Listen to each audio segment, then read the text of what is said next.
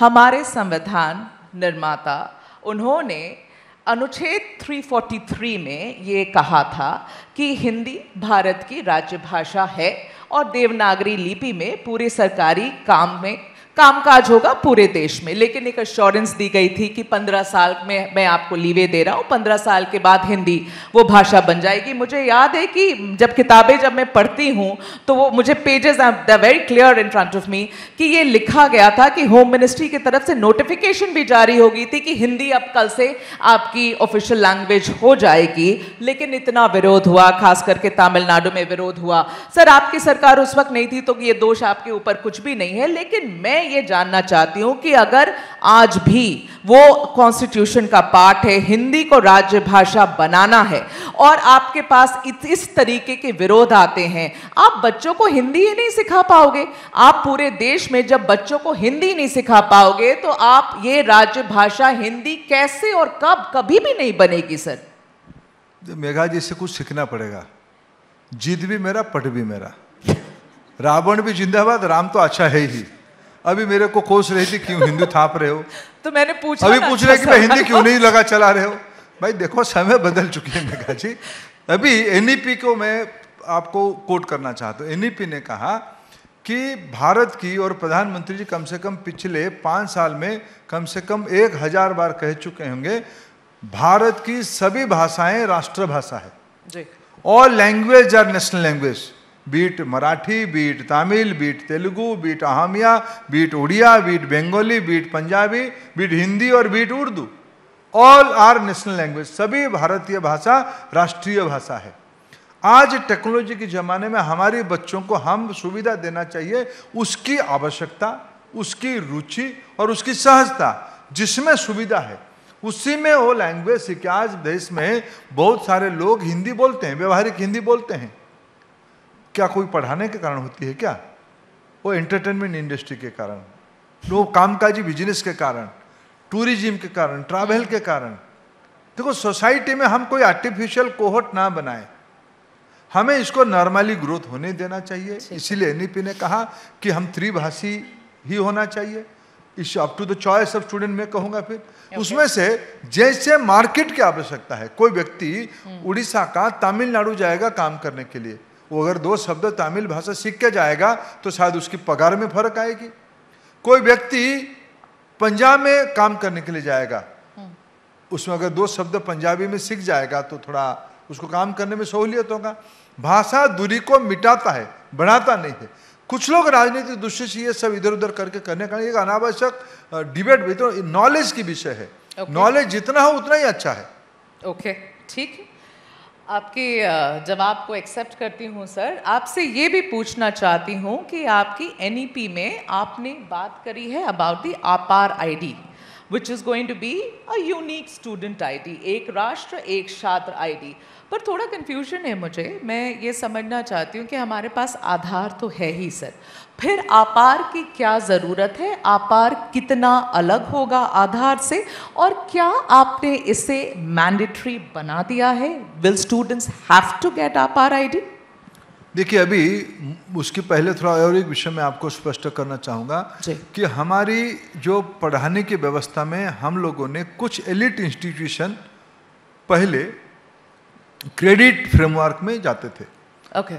Course को पूरा करना, उसमें मार्क्स सिक्योर करना, उसकी एक मार्कशीट होती थी, उसकी एक इक्विवेलेंस होती थी। कुछ संस्था उसमें क्रेडिट भी देते थे। अभी हमारी व्यवस्था एनईपी ने कहा कि पूरा शिक्षा व्यवस्था में एक क्रेडिट आर्किटेक्चर होनी चाहिए। सभी लेवल पे कुछ अपने हैंड्स ऑन एक्सपीरियंस से इस व्यक्ति को क्रेडिट मिलनी चाहिए जी। क्रेडिट जब अर्न करेगा, उसको कैसे ट्रैवल करवाएगा, कैसे उसको डिपॉजिट करेगा, कैसे उसको रिपोजिटरी में रखेगा।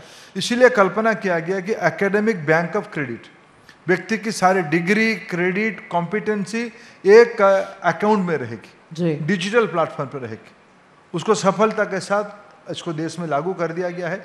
ABC academic bank of credit, उसको डिजी लॉकर में रखा गया। कोई व्यक्ति इंटरव्यू देने के लिए मुंबई जाएगा तो सारे फाइल्स उसको लेके जाना नहीं पड़ेगा। एम्प्लॉयर पहले उसको डिजी लॉकर में अपना पासवर्ड उसको देगा, अनलॉक करके उसको स्क्रूटिनी कर चुका होगा। ये सब करने के लिए उसको एक आइडेंटिटी कार्ड चाहिए। आपार आधार की बाई प्रोडक्ट है जी। आधार इस देश की लोगों की डॉक्यूमेंटेशन की एक रोबस्ट मॉडल है।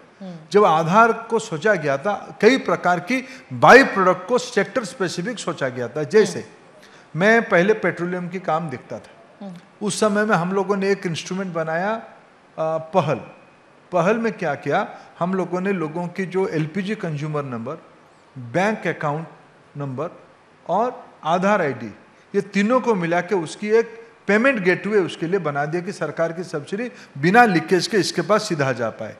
वैसे ही आज हेल्थ डिपार्टमेंट आभा आईडी बनाई है, ये आधार की बाई प्रोडक्ट है। एजुकेशन आपार बना है, ये एजुकेशन आधार की बाई प्रोडक्ट। ऐसे कृषि प्रधानमंत्री कृषि सम्मान निधि है, उसमें भी आधार। सरकारी सुविधाओं को अपना अपना सेक्टर में देने की और उसको डॉक्यूमेंटेशन करने की अलग अलग व्यवस्थाएं, ये सारे की मदर पॉइंट है आधार। ये आधार की सब ब्रांचेस है, इसलिए कोई पैरेलल नहीं है। आज बहुत बढ़िया से आपार आईडी, ये कोई मैंडेटरी नहीं है। जब इसमें हम ईज डेवलप करते हैं, स्टूडेंट्स अपने आप में इसमें अनबोर्डिंग हो जाते हैं। Sounds wonderful sir. आप उड़ीसा से आते हैं, वहाँ एक बड़ा डिसीजन लिया गया है। 11.25% आप अब आरक्षण दे रहे हैं to the socially and economically backward बच्चों को। वहाँ पर बड़ा कदम है सर, और हम जैसे जर्नलिस्ट बार बार इस बात की आवाज़ उठाते हैं कि कास्ट से आगे बढ़िए, सोशली इकोनॉमिक बैकवर्ड बच्चों की तरफ अपनी नज़र डालिए, उन्हीं को सच में ज़रूरत है। ये जो आपने किया है, इसे कितना बड़ा कदम आप देखते हैं, और देश में जहाँ ये नहीं है वहाँ लागू करने का क्या प्लान है? देखिए, नहीं तो था तो उड़ीसा में नहीं था, हम नहीं थे इसलिए उड़ीसा में लागू नहीं हुआ था।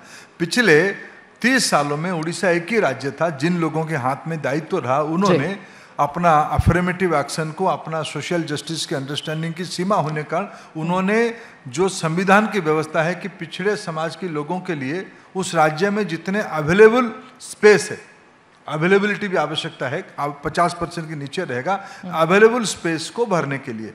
उड़ीसा में 11.25% स्पेस खाली था। देश भर में उसकी संख्या 27% है, लेकिन उड़ीसा में SC ST पॉपुलेशन दोनों मिला के 40% होने के कारण ऑलरेडी 39.75 भर चुका था, बचा था 50% के नीचे 11.25। हमारी सरकार आने के बाद पिछले कई दशकों की अनमोलिस को ठीक करके हम लोगों ने इस अफर्मेटिव एक्शन को, सोशल जस्टिस को लगाया। इतना ही केवल हमने कहा कि हमारी एक तत्व, हमारी एक फिलोसफी है हमारी, मैंने शुरू में कहा कि हमारी सरकार की सबसे बड़ा उपलब्धि है कल्याणकारी शासन व्यवस्था।